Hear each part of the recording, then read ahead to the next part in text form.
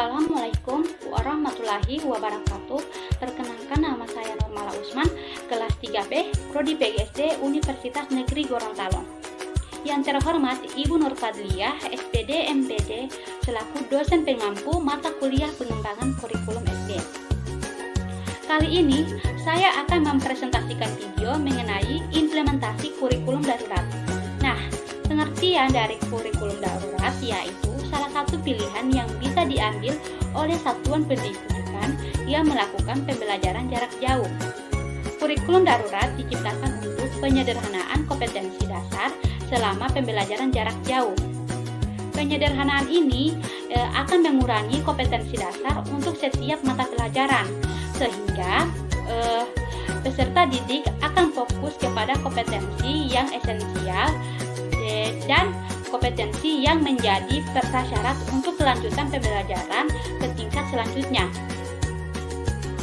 Kurikulum darurat dikeluarkan oleh Kementerian Pendidikan dan Kebudayaan atau Kemendikbud untuk penyesuaian kebijakan pembelajaran di masa pandemi COVID-19.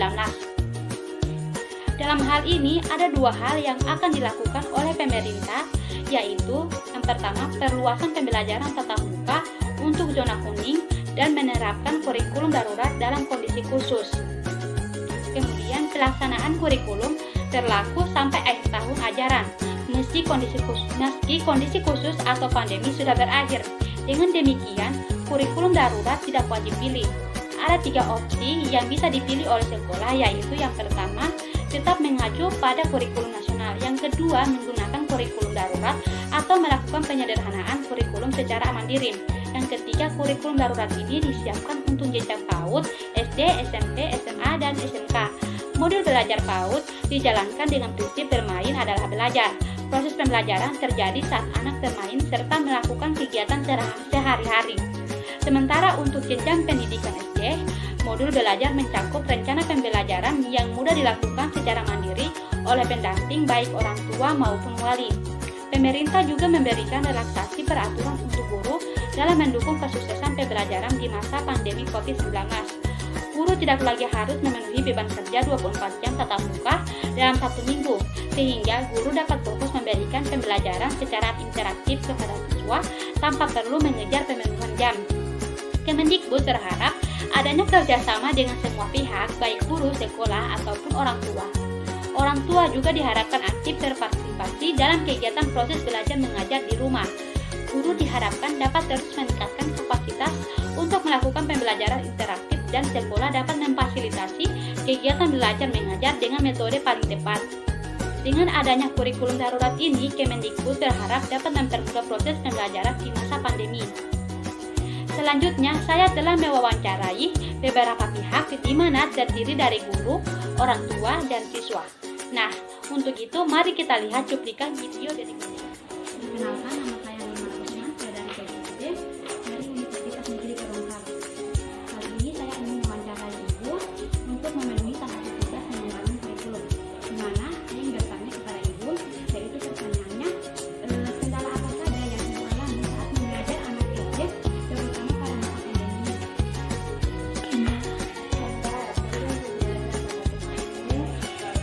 Jelas kalau dalam proses belajar mengajar ini kendala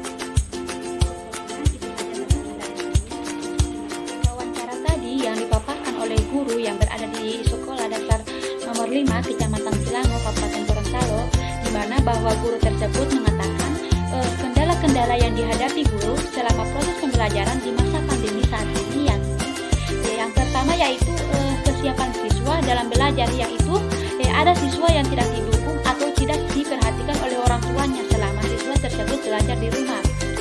Sampai-sampai siswa tersebut tidak mengikuti pembelajaran kelompok dikarenakan siswa tersebut kurang mendapat info dari temannya dan juga orang tua tidak membantu anaknya untuk mendapatkan info-info tentang pelajaran. Sehingga siswa tersebut tidak menerima pembelajaran dari gurunya pada saat gurunya mengajar secara daring.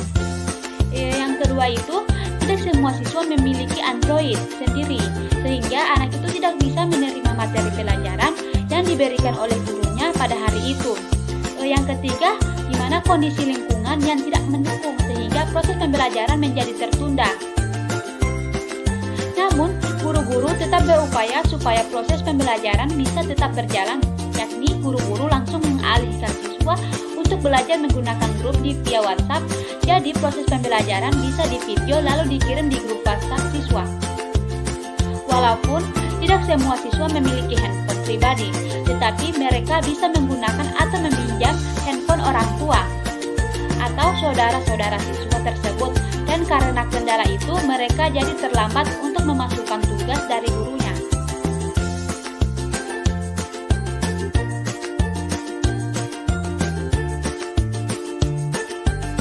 Kemudian hasil wawancara dari orang tua, di mana info yang saya dapat dari wawancara tersebut, di mana beberapa orang tua siswa ini sebagian besar kendala yang dihadapi oleh orang tua siswa itu. Yang pertama, orang tua siswa tidak bisa selalu mendampingi anaknya selama belajar dari rumah disebabkan oleh kesibukan orang tua dengan urusan rumah tangga, dan banyak juga orang tua yang bersikap tidak peduli terhadap pendidikan anaknya. Kemudian yang kedua, banyak orang tua yang tidak memahami pelajaran sekolah atau kurang memiliki pengetahuan tentang materi pelajaran, sehingga bila anaknya tidak memahami materi, maka orang tuanya tidak bisa membantu atau menjawab pertanyaan dari anaknya agar bisa memahami materi pelajaran. Yang ketiga, ekonomi orang tua yang lemah. Anak yang hidup dalam lingkungan keluarga yang rendah, ekonominya tidak mampu membelikan anaknya HP Android dan kuota internet. Namun, jika pembelajaran ini dilaksanakan dengan sepenuh hati dan juga ada dukungan dari semua pihak seperti siswa, orang tua, dan guru, maka pembelajaran ini akan efektif. Tanpa ada dukungan dari semua pihak tersebut, maka pasti pembelajaran tidak akan.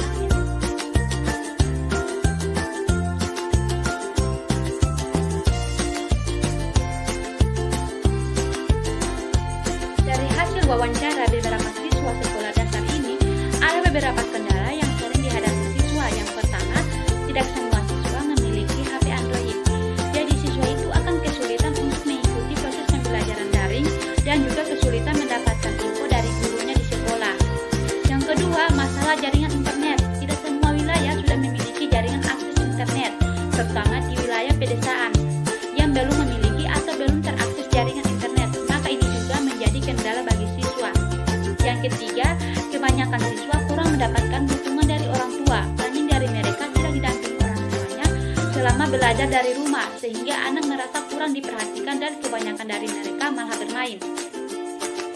Baiklah, itulah hasil wawancara saya kepada guru, orang tua, dan siswa, di mana saya telah mengambil kesimpulan bahwa dalam proses pembelajaran di masa pandemi ini, para guru membuat perangkat RPP daring dan ada juga luring. Kedua perangkat itu pastinya berbeda dilihat dari prosesnya pembelajaran.